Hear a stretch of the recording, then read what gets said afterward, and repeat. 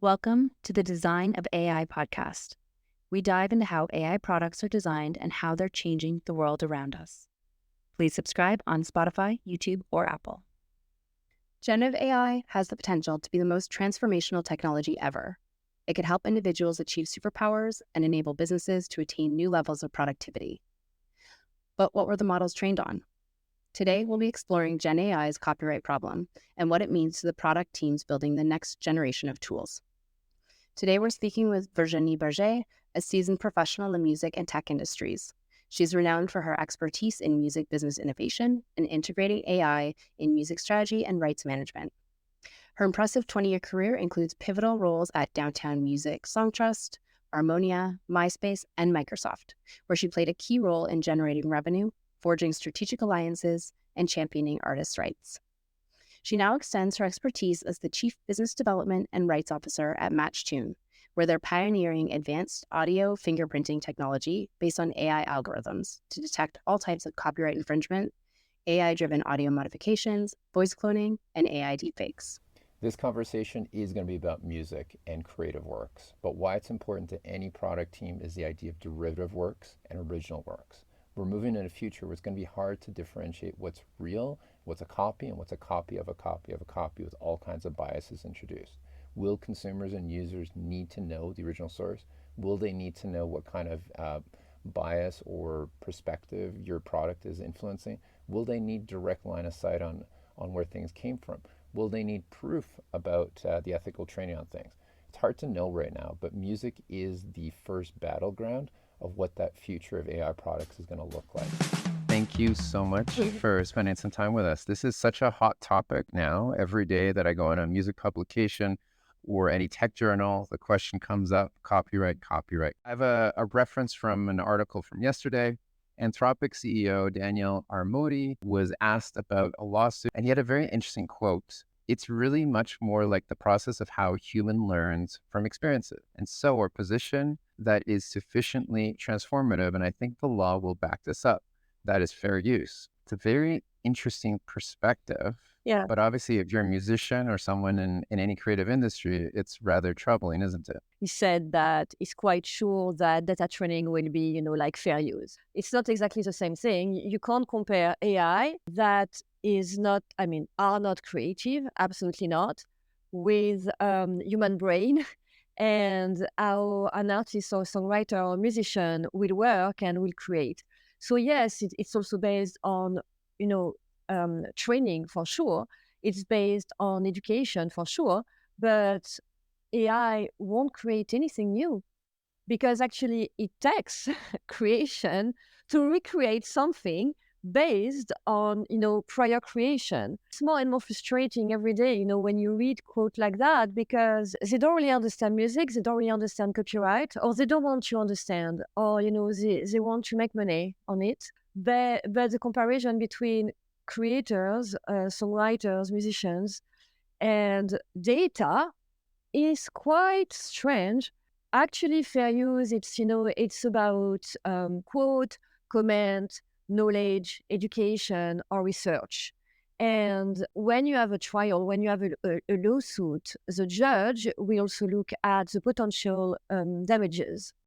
Can you explain how ownership and payouts work for music on digital streaming platforms and when used in TV commercials? So there's already a legal framework for how payouts should happen. How do they work? Yeah, absolutely. So first, when we talk about streaming platforms, so it's what we call DSP, digital streaming platforms. So, it's Spotify, it's Apple Music, it's YouTube, it's all those digital platforms.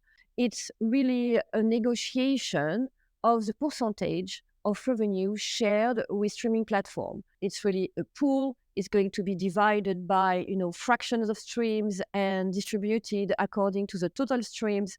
And then it's going to be divided between publishers, between rights organization, between record company. And at the end, really, the musician and the songwriter will take just, a very, very low, will make a very, very low income from streaming platforms. So we know for Spotify that Spotify pays between $0.003 and $0.0005 per stream. Question, just so we have wider perspective here. If I'm a photographer and I upload something, let's say, to Getty Images, how does the payout structure work there? It's really based on the agreement. So for the US, if I take the example of music, so for the US, for example, it's not what we call free market, which means that the streaming rate will be based on the CRB, Copyright Royalty Board, and they will decide what will be, a fair rate, if we can talk about fair rate when it's 0.00 something. Outside of the US, it's free market, so it's based on the market share. For a photograph, it's only based on one, the market, or two, your agreement. So in that case, you pay for the use for a specific period of time. Yeah, absolutely. Last month, OpenAI's CTO, Mira Murati, sat down with the Wall Street Journal to talk about Sora. So their text-to-video generation product has really been impressing people. But she was asked point blank if Sora was trained on YouTube videos. And she said, I'm not actually sure about that, before just shutting down that conversation. Yeah. Were you shocked or disappointed about that? Were you expecting that kind of response? I think we were all shocked because the video was quite viral on social media and Twitter.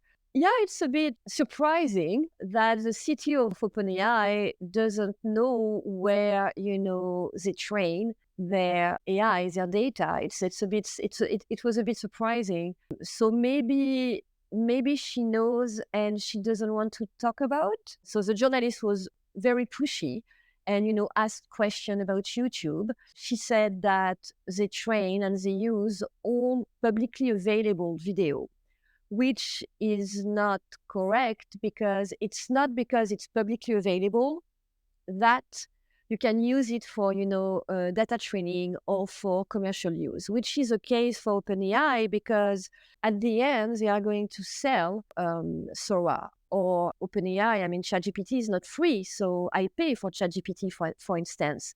So it means that there is a commercial use of their data. Following the discussion with the CTO of OpenAI, the CEO of YouTube said that based on their terms of service, TOS, no, they can't use YouTube video to train Sora and to train their tools. So it just shows at the end that there is a lack of transparency also around data training, that we are not able to understand exactly what they are doing with their data and how they train data. So we know that they have a partnership and they have a license with Shutterstock. So the question is, if they are able to pay Shutterstock, why don't they pay other companies? Now, there's a lot of different legal cases trying to deal with this issue today in terms of copyright and generative AI. But is there any definitive proof that generative AI products have been illegally trained on copyrighted material? Oh, plenty. Because the New York Times was able, just to target some data training. We also know kind of with Suno, it's a new generative AI music tool platform. We can't say definitive because we have no judgment on it. It's lawsuits for the moment. So we are waiting for what the judges will say at the end, but we have plenty of evidences about it. The question now is, what will happen with a lawsuit? Will they decide, will the judges decide that it's going to be fair use or not? And from there, what will be the consequences? When I say what will be the consequences, I think that I'm not sure that fighting for, blocking or getting money for data training is the right battle. For me, it's more now, it's too late. It's really like, how do you say, genie out of the bottle? It's correct in English? Genie, yeah. I'm not sure how, we'll be able to stop it. So I would say that instead of fighting for data training, we must be sure that it's not considered as fair use, absolutely. But the question for me is more like tracking derivative works and making sure that we can monetize derivative works instead of trying to block data training, because it's like, mouse and cat, because you have data everywhere on the internet. So how can you block them, and how can you make sure that they won't choose data that are, yes, publicly available according to them? Absolutely. So the question is more about derivative works and making sure that there will be a licensing framework, or there will be, something in place that will allow rights holder to get paid from the use of their works, because at the end, it's going to be like fraction of a cent if, we want them to pay for data training and, licensing the catalogs. So the question is really about how can we make sure that rights holders will keep track of derivative works first, and also will be able to opt in or opt out, because we are going to have the same issues like we are in the US. There's no moral rights, but in Europe and everywhere in the world except in the US, there are moral rights, which mean that, rights holder can decide if they don't want their music to be used for politics. I mean, everything commercials. So right now, a lot of these legal battles that we're starting to see are really around this idea of fair use, and still trying to make that copyright infringement, case similar to things like Napster, or, in 2015 with Google when it came to the literary world. I know that the music industry, talks a lot about Napster, but for me, it has nothing to do with Napster. Napster, it was copy and distribution. That's it. Napster, it was 17, 18 years old guys who just wanted to share music. AI, it's smartest minds of their generation, backed by billions behind them, supported by governments. Because at the end, when you are, I'm sure that when governments, because music is nothing, or creation, creativity, creative industries, it's nothing in the AI battle, which means that if the US government, or, if the European Commission has to choose between fighting against Chinese AI or Russian AI or protecting music, they won't choose music. Well, maybe let's ask a different question then, right? So we're really, we're entering this era of generative music, generative film, generative literature. Do you think that, given that there are much bigger implications of AI in the grander scheme of things, that consumers are going to notice or care if a work is original or derivative? Do you think that behavior will shift? It's really the question. Let's take, for example, what's happening now between Universal Music and TikTok. So Universal Music decided to pull out from TikTok their catalogs because of market share. And because, they said that TikTok doesn't pay enough, which is true. And so they would like to negotiate with TikTok based on the market share. And it's, actually, it's our rights organization negotiate outside of the US with DSPs, with music platform. It's really based on the market share. Fair.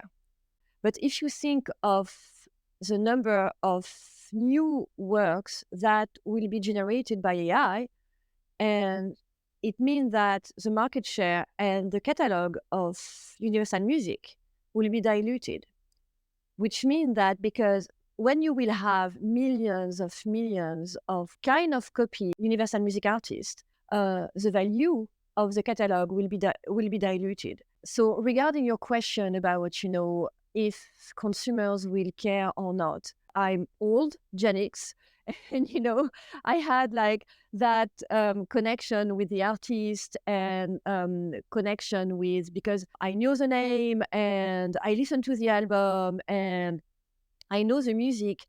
Now young people, they discover music on TikTok or Instagram. It's very, very short. Most of the time, you don't even know the name of the artist.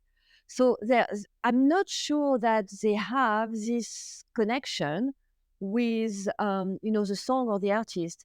But for sure, it's going to be more and more difficult for, an average consumer, someone who just listens to music on TikTok or Instagram, for example, to really see the difference between original and derivative works. So that's how could they value authenticity, for example, or how could they value human created content when they won't know if it's original works or if it's just derivative works. Do you have any insights as to whether people at Spotify, New York Times or Getty are fearful that their business models are going to become completely devalued? And from this perspective, let's take somebody like a Suno, right? They could become a streaming platform that is totally generative music. What's the future So look yeah, like? no, absolutely, I agree with you. Is like, why going on Spotify when on Suno you can listen to whatever you want and you can create whatever you want. And you can also create songs that are very, very close to original works. So I read this article about on Suno about Eminem and Rolling Stones that sound exactly like Eminem or the Rolling Stones. But Spotify is already using AI for music recommendations, for instance, and also for new artist tools like playlist and playlisting. So they are already using AI, but not like Suno. They are using AI on the B2B side, not on the B2C sides.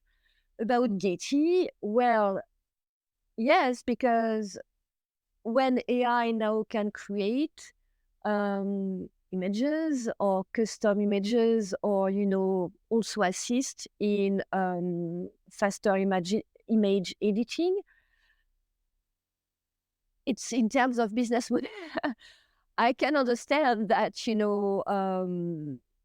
it's a big threat for them, and that they want to make sure that their data won't be used for data training, but also to create derivative works. Because what is absolutely crazy with derivative works is that you are competing against yourself. Because as let's take the example of a musician. So the Beatles, maybe Suno, is using the Beatles catalog to train Suno. So at the end, someone will be able to create music that will sound like the Beatles. So actually, the original works Beatles will compete with the derivative works Beatles. And it's going to be the same thing with photographies, with music, with images, because at the end, the creator will have to compete against themselves, because it will create exactly the same work. We know that for the New York Times, the reason also behind the lawsuit is that they fear that people won't use Google to find, articles and to look for news, which means that they will lose part of their ads revenue sharing with Google, which is a huge part of their revenues at the end, because people will go through directly with, OpenAI and get info, maybe not news, but info from OpenAI instead of, looking at Google and maybe, getting a search link with New York Times. And so, getting info from the New York Times. So they will also lose revenues. And we know that it's also part of the lawsuits behind. It's the potential lack of revenues at the end.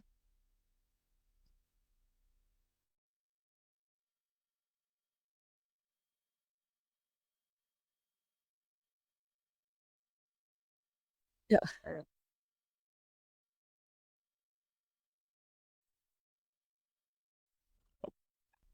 I want to go back to something you said earlier. You brought up the term, the genie's already out of the bottle. How can creatives move forward equitably if the genie is out of the bottle, if the data has already been scraped? Is there a path that you prefer? Is there a path that the industry prefers? I won't talk about, on the behalf of the industry, because I know that, there are a lot of opportunities, but it's, unfortunately, it's not unified. It's not a unified front. So I hope that soon we'll know what the industry wants to do, and how they want to move forward. But based on myself and what I would like to do, well, we have some solutions. So we talked about, original works versus derivative works. And maybe here we have a path with making sure that all companies like Suno, OpenAI, Udio, the last one, they will add an ID to each piece of derivative works, which is absolutely possible because we do it in the music industry. Each recording has what we call ISRC, or, for publishing works, it's ISWC, which means that we are able to track works everywhere and be able to pay the rights holder. So we are doing it in the music industry. So it just maybe forcing or negotiating or working with AI platforms to make sure that each time a work is created, they will have like a code that will allow us to track and to know that it's a derivative works. And so maybe to pay behind and to create a licensing framework. Andreessen Horowitz, the CEO of, the investment fund, said that maybe it's going to be easier to track original works because there are going to be, so many derivative works that it's going to be easier maybe just to track and put a code to original works, which is, well, we'll see. But so we have this solution. Also, maybe to work now on a licensing framework about derivative works. We can't ask the user, the consumer, to pay. So yeah, we have some solution. We also have to make sure that rights holder can opt in or opt out. We also have to work on the transparency and for AI company to disclose their data training. It's what Adam Schiff, representative, wants to do with the AI bill. When I say Gen is out of the border, it's also a question of being too late, because as we are waiting, for something to happen, it's at some point. So I'm not sure that we'll be able to negotiate with those platforms. It's also a question of power. I'm also afraid of, the delay, that maybe it's going to be too late. I want to thank you so much for coming and speaking to us about this very complex topic. And hopefully artists can find a way to get paid and that creativity expands and doesn't implode as might be one of the options. Thank you so much for your time. What an interesting and complicated conversation. So let's dig a little bit deeper and see, what does this actually mean for people who are building product? If we were to take it from the standpoint of, starting with how are these large language models being trained and what are they being trained on? So if you take something like ChatGPT-4, it's been trained on trillions of different words and combinations of those words. And, if you look at someone like OpenAI in particular, they've come out and said explicitly that it is nearly impossible to train these large language models in a way that is effective without the use of training them on copyrighted materials. So much as to even say, copyright content is pivotal for training because the LLM's performance on a wide range of linguistic tasks benefits significantly from using these copyrighted materials. So if we try to simplify that down, one of the big differences between Google and these LLM models is Google's job is to scour the internet, find relevant piece of information, and organize them for you. It's not there. Google was never designed to give you answers. It was to help point you in places where you can make a decision where those answers are. These LLMs are like looking at a Google search result, except where you have a person who's gone through the 100 top results to try to summarize it for you and have an opinion or point of view. So imagine these LLMs have been trained by digesting everything that your Google search would have found, every video, every Q&A from Core, everything that was on Wikipedia. That's what makes them so powerful, but also what makes them so dangerous, because they have to inform themselves on a point of view based on a huge amount of information.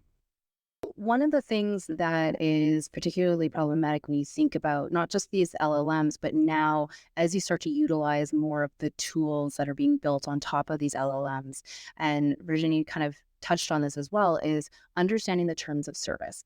Because oftentimes, once you've agreed or bought into those terms of service for those tools, you are sometimes giving up your rights, or you are signing away your rights to whatever, you're training it on, or what's being produced and created through the use of that tool. An example of that was Suno. So Suno is a new, really hypey AI music tool. But what's fascinating in the terms of service, and Brittany discovered this, is that basically anything you create in it they train itself on it. So imagine that you're writing an essay with a tool, but every time you're writing that essay, it's learning from you. Or if your Google Mail, your Gmail was learning based off of what you wrote to somebody. There's some dangerous components to that, because imagine if you're training Google to know exactly who you are and it can connect it to personal identifying information. You're basically handing over your personal rights to that system. Obviously, that is a darker perspective, but nonetheless, that's what these terms of service are intended to guide.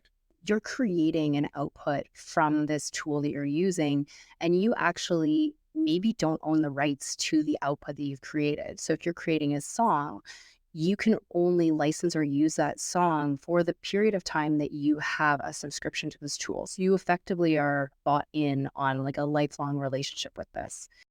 But if we think also more broadly, like I remember one of the very first really publicly used examples of AI was when people started like AIifying their photos and creating these like, but you're effectively licensing your likeness to these AIs and training them on your likeness and handing that away without people really thinking or considering about what that means. An analogy of this battle is Amazon. Amazon has been constantly referred to as predatory because they will monitor what sells, which products sell heavily in the marketplace, and then create generic versions of that. It's very predatory, but unfortunately, that's what happens when you go into a closed ecosystem like that. Now imagine a New York Times clone that could spit out almost identical content without having to pay the staff. That's the concern. These terms of service and obviously the advocacy groups of product users are there to protect you for that. Legally, a lot of policymakers are trying to have protections put in place, and the future looks optimistic, to be fair. It looks like there is a concern for this and that the future likely will have more guardrails for this. Nonetheless, we're on the razor's edge right now, where it's hard to know who the good or bad players are looking into this future. It's particularly interesting because if you look at, the two sides of the coin, you have, for example, OpenAI, who are at the heart of so many of these lawsuits because they've been training their LLMs using copyrighted and personal and private information. But at the same time, they're starting to roll out features like a history where you can go through and you can actually pick and choose what it will remember, the length of history that you want it to remember, things like that. So they're trying to make some adjustments, but is it too little too late? Who knows? And on the flip side of that, you have Google, who are currently at the heart of a class action lawsuit saying that not only were they training their data on, maybe copyright information, but that they've been basically scraping all of this data that they have about users. Now, when we think about what we can do about this, one of the suggestions that was brought up in the interview we just finished up was this idea of tracking attributes. From one end in terms of music, there's like metadata that assigns who owns the rights to it, so you can always track it. On the other end, let's say when you upload music or videos onto YouTube, it's constantly analyzing it, often using machine learning tools to figure out if there's some copyright infringing components there. Those are some of the ways to do that. The risk here is because of the giant, massive wealth of information that these LLMs are trained on, that it's potentially too late to go back and start tagging what's real or what's not. We start getting into these discussions of, well, is this what, crypto services are intended for? And you start getting these questions of whether processing power are powerful enough to actually handle that level of additional meta information. Hard to know right now. The implication in many respects is kind of tragic. If we pump out more content, can someone determine the difference between real or derivative or fake? Hard to know right now. We don't have the technology to analyze that or process it. And the human ear it's going to be inseparable. But let's look forward. Let's look at what product teams can do about this. And at the core of it is that most product teams today are leveraging APIs from LLMs where you're not sure what it's training on and where the terms of service are often changing quite a bit. From a product user standpoint, you need to be careful and be aware of those terms of service. You need to be concerned and conscious that some products are learning through your use. And quite honestly, almost every product is doing this today. Maybe that's fine. Maybe that's just telemetry of the future. It's hard to know. But nonetheless, we need to know if confidential information is excluded, whether if something you upload that was confidential goes into the main bulk of training data. And you just generally need to be aware of the latest developments on those products that you're using today. Yeah, so there was actually a study that was done about a month ago about transparency and data leakage on LLMs that found that it actually is quite easy to spot copyrighted texts, confidential data, things like that, if you know how to ask it into the LLMs. If we look at product teams and the lessons for them, it likely is going to become a bigger and bigger issue to be extremely transparent about the data use. Right now, people are caught up in the hype of using these products. They want the advantages of them. But once this becomes a saturated marketplace, and once there's a little more policy measures in place, it's likely going to be important to be extremely transparent on how that data will or will not be used. There's also a risk with any new AI product that there are going to be impacts, unintended consequences within those industries. I'm sure the developers and the founders of Suno have all the best intentions. I'm sure that they actually do want to democratize the use of music tools. I'm excited to use these products. I think there's something that's going to help creativity. It's going to help us get in touch with music. But we can be so focused on the grand benefit that we forget that for the ultimate creator, it undermines the value of what they've done.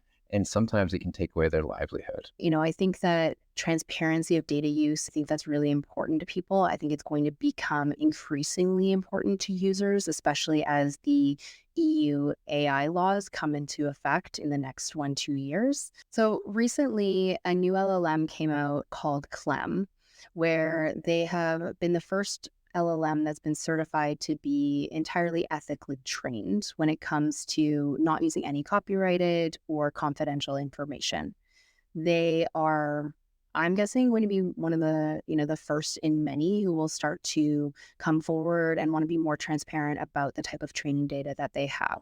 The other option when it comes to looking to be really closed and more ethical or more clean in the training data that you have available to you is to look at having a proprietary or closed ecosystem on top of those other LLMs. The future likely is going to be guided by policymakers. There are mandates coming out or being drafted right now that prescribe that what your training data has to be publicly available or transparent. As a result of it, you might see competitors come online to OpenAI and Anthropic and such. And you might also see, as Brittany was mentioning, some proprietary layers that come on top of those or proprietary in-house models getting developed. Let's be realistic. The majority of product managers don't need access or don't care if your model's been trained on literary works or music or film or any of that. For most of us, we just need a tool that can process customer service, requests, that can analyze, weather patterns if you're in some like incident response tool. These other LLM training issues are more from a cultural perspective. They're ones that aid in the comprehension of things. And as Virginia mentioned, the genie might be out of the bottle at this point. It might be unaddressable, the issues related to it. But nonetheless, for most organizations, particularly ones in regulated industries, you're going to start looking at more closed ecosystem models, ones that you can train, ones where you can be certain that confidential information is withheld, protected, or maintained in specific servers. That likely will be the future of this. And for the rest of us, the consumer application will be run through an OpenAI or Google. It's not that much different than the way it is right now, where Meta and Google control a lot of information. And we just have to have confidence that it's not going to be used unethically. I think one of the other considerations is also about looking at these smaller language models. So rather than relying so heavily on LLMs, is looking at uniquely trained, very narrow focused language models. Another way to look at this is from the perspective of modeler experts. What this means is that for most businesses, you only need a tool that's an expert in one thing. As a result, it doesn't need to be trained on much of anything. It needs to have a very closed set of inputs and a very specific type of output. Think about like an intercom or something like that, where there's a customer support portal. There's customer support questions that come in. There might be context from your website, and maybe there's like the emails going through. If your terms of service enable that, and that's a clean, end-to-end, transparent interaction, it can be trained on all that. And one agent can be explicitly focused on customer service requests. Another one can be focused on sales requests. Another one can be focused on maintenance issues and such. It's almost trying to replicate, and we saw this with the Devin tool, a Copilot tool that came out for coding recently, that really a lot of these tools, while built on LLMs, they're trying to be hyper-focused on specific tasks and trying to replicate how a human would do that, what their role would be, what their guiding principles would be, what the ethical standards of that person should or shouldn't be. And there was like a elite framework that came out for OpenAI, and it took this perspective as well, where basically even their data set is being processed through this model of experts, where each section is trying to answer specific components of that question from different perspectives. And then they need to go through a filtering process and align on what the response should or shouldn't be. We saw this problem come out with the Google LLM, where it was, too woke was what the news headlines were. But in that, it likely was an imbalance across that framework. And you brought up Anthropic. Now, Anthropic was broken off from other AI groups largely because they wanted to make a more ethical business. Now, that was the topic of the day a couple of years ago. And as a result of it, we had an entirely new competitive product that's now getting funded from Google and Amazon that's come out competing with OpenAI. When the public makes a topic very important, when it gets headlines, businesses respond, and it would not be surprising if one of the main groups, whether that's Meta in the case of Llama or Anthropic, apply this as a core differentiator in their business model. So we'll see. Yeah, and I really hope that that's true. I think cloud is such a great example of this because they came out originally as a differentiator with their constitutional AI. And since then, I think there's been more public pressure to have more of a constitutional or an unbiased approach to other LLMs as well. And so, I really do think that if we as the public decide that it's really important to us that there's higher ethical standards, then there might be some pressure that gets put on. We're also starting to see this, though, with these bigger LLMs where they are creating more niche versions. So, Google just came out with Code Gemma and Recurrent Gemma being more research focused, but they're trying to create these LLM versions that are more of that model of experts as well. Well, it was a wonderful conversation today. And while in 2024, GenAI has a copyright problem, I hope that a year from now, we can look back and say that there's been some sort of resolution to this, that there's some clarity, that businesses are setting a path forward, and that this was just a blip on the radar. Thank you for listening to the Design of AI podcast. The show is hosted by Brittany Hobbs and Arpy Dragffy Guerrero. Subscribe on Spotify, YouTube, or Apple to get our latest episodes. We speak to leaders at the forefront of AI to learn how great AI products are designed and how they're transforming industries. To contact us, visit our website, designof.ai.